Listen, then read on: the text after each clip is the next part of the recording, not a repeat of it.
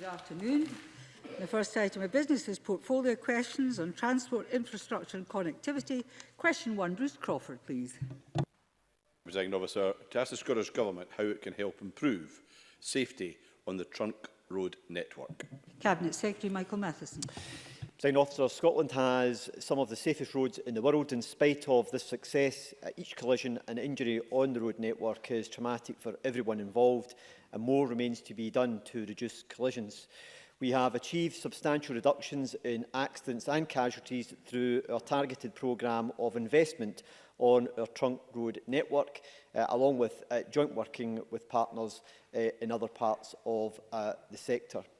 Scotland's Road Safety Framework sets out our wider programme to maintain progress towards our 2020 casualty reduction target, with key actions for the Scottish Government and also for our partners. Bruce Crawford. Thank you, President Officer. I thank the Cabinet Secretary for his reply.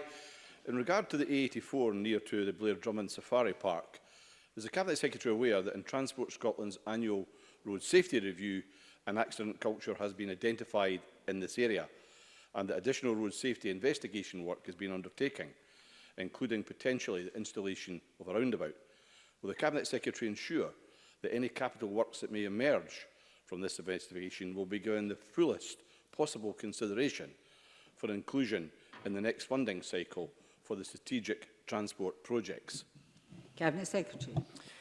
Presiding Officer, I'm very conscious of a matter which the constituency member has raised with me on a number of occasions, and I can advise him that regular screening of the trunk road network has identified an accident cluster site near to a farm access adjacent to the A84 in the area which the member made reference to in his question. An investigation was recently carried out by BEAR by Scotland to examine the nature of the accidents recorded at this location and also potential solutions for it. As a result of this analysis, it has been recommended that monitoring of the effectiveness of the recent relocation of the electronic queue warning signs is undertaken, and that work will be taken forward. As part of the Strategic Transport Project Review process, which Transport Scotland are taking forward, I can assure the member that they will engage with local stakeholders, particularly the local authority, in order to understand what their transport priorities will be in going forward across the whole of the Forth Valley area. However, what I can say to the member, I can give him an assurance that the very issue which has been raised by the member will be given very serious consideration as part of that process. Supplementaries, Liam Careful by Julian Martin. Thank you, Presiding Officer. One of the newest roads in the trunk road network is the AWPR, and since opening there have been a series of crashes, often clustered around particular parts. As long ago as May, commuters were warning that particular junctions were accidents waiting to happen. So, Cabinet Secretary, what work is being done to establish the underlying causes of those accidents, and what steps are being taken to prevent further incidents before it's too late? Cabinet Secretary. Well, I've no doubt that the member wouldn't want to give the impression that the AWPR in any way has actually reduced safety on our roads. In fact, it's improved safety within North East Scotland's road network and is providing considerable benefit to the local community. And for those who I've engaged with in the North East of Scotland, there is a broad welcome for the significant improvement that's come about as a result of the Scottish Government's investment into the North East of Scotland's road network. As ever, with any major infrastructure project, there is an evaluation undertaken at 1 year, 3 year and 5 years after its completion to identify the benefits and any issues which arise from that particular project. And also, as I've just mentioned in my answer to Bruce Crawford, there is a process which is undertaken to look at any sites where there may be accident clusters and to analyse the data, along with Police Scotland, around the nature and cause of those particular accidents and whether any mitigation measures need to be put in place. But overall, Presiding Officer, we are very satisfied with the very significant improvement the North East of Scotland is receiving as a result of the Aberdeen Western Peripheral route. Julian Martin. Presiding Officer, one of the roads in my constituency that a lot of safety complaints about is the A90 at the Tull of Burness Fork from Ellen to Fraserburgh and Peterhead. In lieu of any major infrastructure decisions on future dualling, there have been calls for a roundabout to improve traffic flow and safety of the junction. Meantime, the A90 is a trunk road, but it borders on a council road. Could the Cabinet Secretary give me clarity on whether building a roundabout would be a government investment? Cabinet Secretary. Well, Presiding Officer, the local constituency member will be aware that there are two proposed developments to the west of the 90, each which comprised of in the region of about 500 houses, so it would be 1,000 houses in total being added to the local road network. That will, of course, increase queuing and on local roads, and also the amount of turning manoeuvres that have to be undertaken at the toll of Burness Junction. Transport Scotland have secured planning conditions on these particular developments to contribute to a scheme to improve the area at the toll of Burness Junction. This may be the form of a roundabout, as has been suggested, although other forms of mitigation may be appropriate. It would now be for the developer and for the local authority to develop these proposals and to agree them with Transport Scotland. Therefore, the local authority, along with the developer, is in the lead in taking these matters forward in consultation with Transport Scotland. At present, we have not been provided with a timescale as to when the Council intends to take these issues forward with the local developer. Thank you. I've been a bit relaxed about the length of supplementary questions, but I'm afraid my relaxation is gone.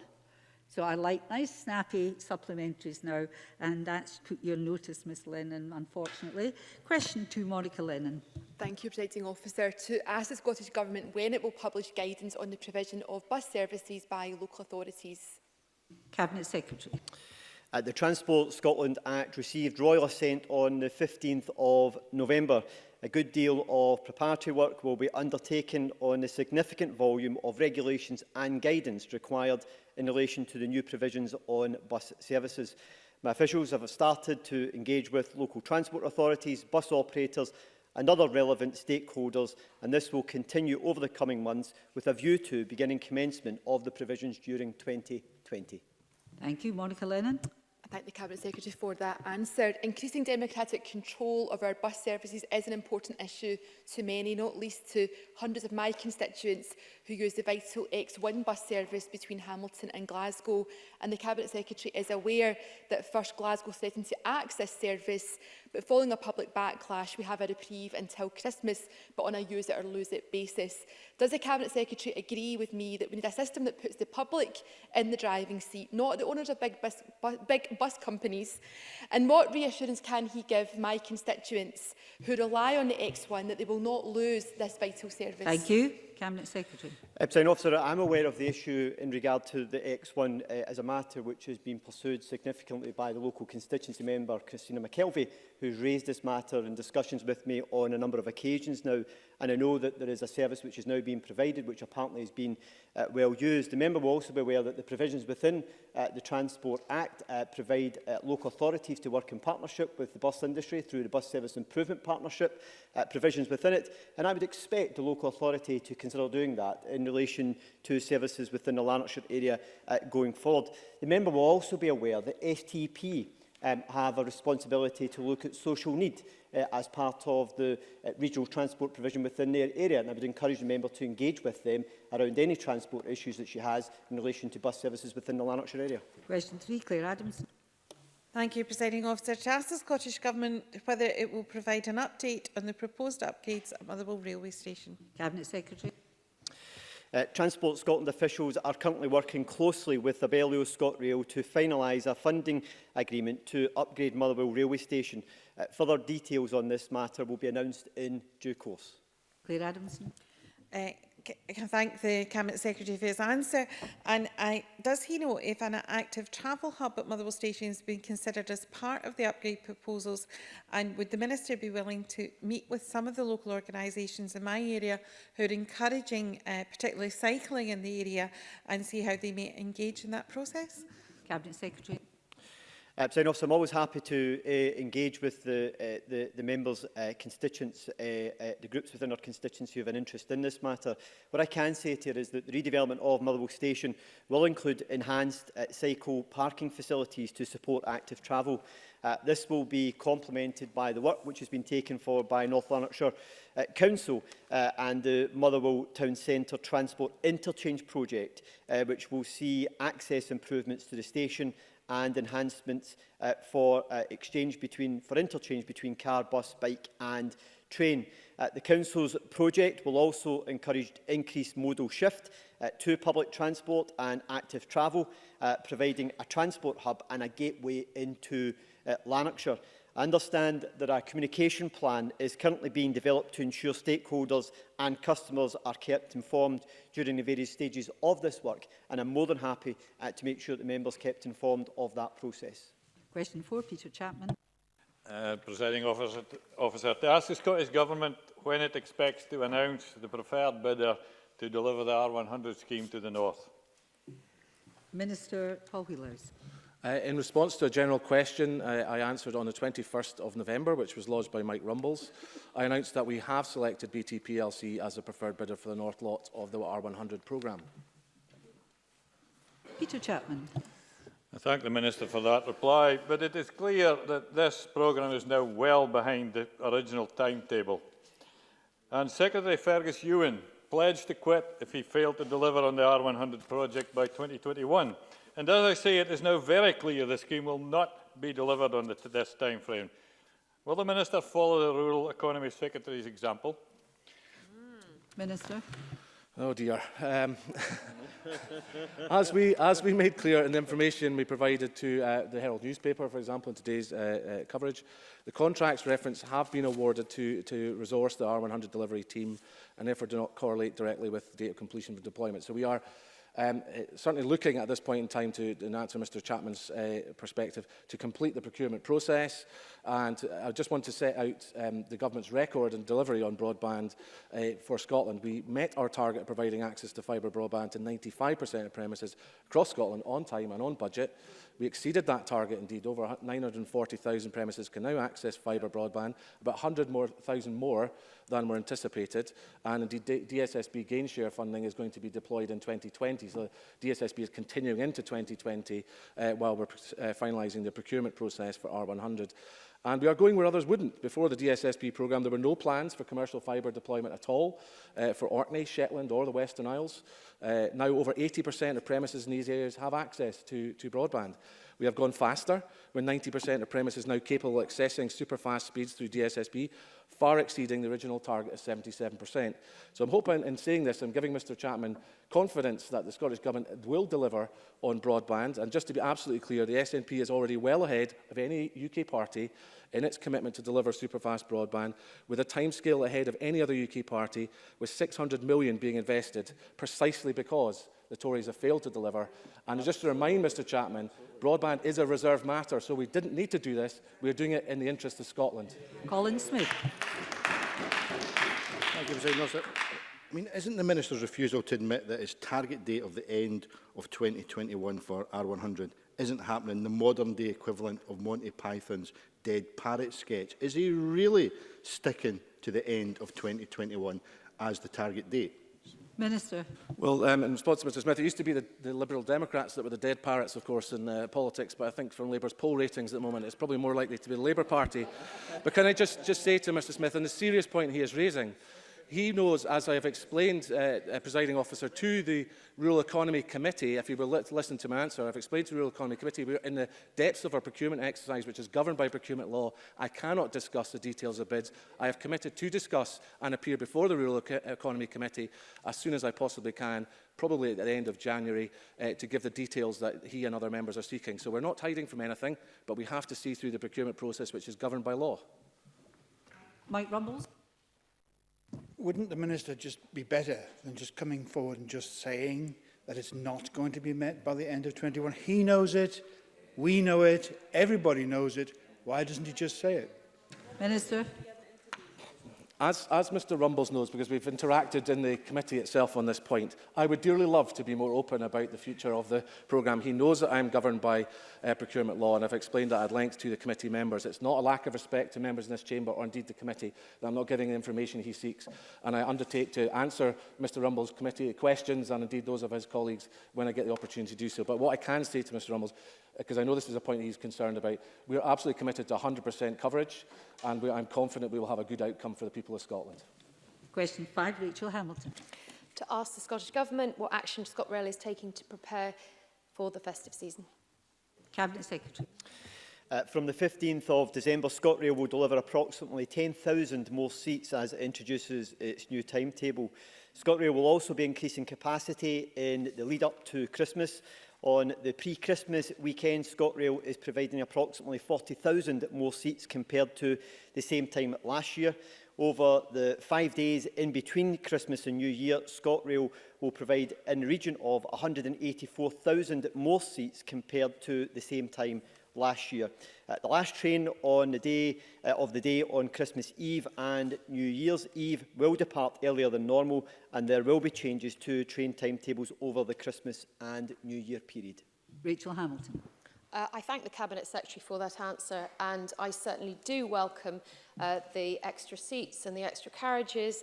But I have to throw some caution to this, because I do believe that whilst we've improved the morning peak service for commuters, I think there could be difficulties regarding the evening peak services as well. And I wondered if the Cabinet Secretary had any comments about why the evening peak services hadn't been increased in terms of carriages, because obviously it's a very, very busy time at the festive period. Cabinet Secretary. Presiding Officer, well, the member is right to recognise there is a significant increase in capacity of an extra 1,500 seats per day provided on the Borders route for passengers to make use of. That's a combination of more services and also longer trains. So some services which are presently 3 carriages going up to 6. And the number of 2 carriage services reducing with larger trains as well. So abroad, across the whole of the day, there will be an increase in capacity. What I can assure the member of is that what ScotRail are seeking to do is to make sure they make the greatest use of the existing rolling stock which they have. And the enhancements which are providing within the Borders are to seek to try to help to deal with those times when there are particular difficulties on the Borders route and areas where there are peak challenges around the volume of passengers using the service at that time. Clearly, as further timetable changes are taken forward over the course of 2020, there's an opportunity to look at what further capacity can be added, not just to the Borders, but to other parts of the network. Question 6, James Dornan. To ask the Scottish Government what plans it has to consult on penalty charge levels as part of parking enforcement set out in the Transport Scotland Act 2019. Cabinet Secretary. We are currently developing a full public consultation on penalty charge notices, which will include those related to parking prohibitions set out in the Transport Scotland Act 2019. We expect to launch the consultation in early 2020. James Dornan. I thank the Cabinet Secretary for that answer. Can Mount Florida Community Council, based in my constituency, raise concerns that the current fixed notice rates are too low to deter motorists from being inconsiderate during events at Hampden Stadium? Will the Scottish Government consult with local authorities, residents and community councils to ensure that there will be flexibility to vary the rate of penalty charge notices in potential problem hotspots such as Hampden? Cabinet Secretary. Well, I can assure the member that the PCN review will include a full public consultation. We have been engaging with local authorities on this issue and would welcome the views from a range of stakeholders, including the Mount Florida Community Council and members of the public throughout the course of the consultation process. And I would wish to encourage them to participate in the consultation process once it begins. We will be exploring a range of options through the consultation, and whilst we do recognise that there are problem hotspots, there will also be a requirement for us to make sure that we balance the need for changes to be fair and proportionate across the network, with charges that act as a suitable deterrent to address parking infringements. But I can assure the member that the very issues which the member is raising will be part of the consultation exercise, with an opportunity to participate in that process. Question 7, Shona Robertson. To ask the Scottish Government what support it is providing to improve cycle provision in Dundee. Cabinet Secretary. Since 2017-18, the Scottish Government has provided over £2.63 million in funding to Dundee City Council to support the provision of cycling and walking infrastructure and behaviour change projects. Additionally, Dundee City Council received a grant award of some £800,000 from round 1 of the European Regional Development Fund to construct an active and low-carbon travel hub on Dundee's waterfront and to upgrade 1.4 kilometres of pathway. Shona Robertson. Can I thank the Cabinet Secretary for that answer? Is the Cabinet Secretary aware of Dundee City Council's funding application to undertake a business case analysis for a city-wide cycle network integration to join all of the current routes up? And does the Cabinet Secretary share my hope that this will provide robust evidence of the positive impact of greater investment in and the integration of Dundee's cycle network, providing the necessary impetus to take this bold and imaginative plan forward? Cabinet Secretary. Presiding Officer, it's certainly a bold and imaginative plan, and I would certainly wish to encourage the Council in taking this forward, because I'm very supportive of measures that will help to encourage walking and cycling for everyday journeys. Of course, Dundee's bid will have to be subject to the normal scrutiny process alongside other bids for the Places for Everyone programme of funding, which is run by Sustrans on behalf of the Scottish Government. I'm also aware that Dundee City Council are expected to publish their Dundee Bike Life report early next year, which again I believe will help to set out some very detailed evidence around the views of the local communities and their views on the benefits that can come from investment in cycling and walking, which again will help to contribute towards the Council's very ambitious approach to helping to improve cycling and walking as being an option for everyday journeys. Question 8, Bill Kidd. Thank you, Presiding Officer. To ask the Scottish Government what action it is taking to develop a transport infrastructure suitable for a net zero economy. Cabinet Secretary. The Scottish Government's commitment to taking climate action is clearly demonstrated in our draft National Transport Strategy. We understand that transport plays a key role in achieving our net zero target. This commitment is at the heart of our work on the second Strategic Transport Projects Review, which will set out our infrastructure investment priorities to help deliver the target. We are already investing in low-carbon infrastructure. The Government has committed to over £500 million for bus infrastructure and has doubled our active travel investment to £88 million and has already spent some £38 million on a comprehensive electric vehicle charging network. Bill Kidd. Thank the Cabinet Secretary for that encouraging response. In the Glasgow Anniesland constituency, we've seen a number of bus routes closed by First Group over the past few years. What steps will the Scottish Government take to ensure that constituents living out with high return areas are able to access sustainable public transport, allowing them to continue with the requirements of life, such as travelling to work, the doctors or to shopping? Cabinet Secretary. Presiding Officer, as was set out in our programme for government, we are very ambitious about how we can utilise bus to help to support our zero carbon targets. The member will also be aware that the Transport Scotland Act 2019 also provides a range of new tools which can be used by local transport authorities to help to meet local needs and circumstances, whether they wish to pursue a partnership working arrangement with the local bus service providers, the local franchising, or to run their own bus services. Alongside this, in the provisions within the Act, we'll also be bringing forward what will be, I believe, transformational funding, the biggest funding package of its type in the history of devolution in terms of supporting bus infrastructure in order to make greater use of bus and also to tackle issues such as congestion and to see services improve.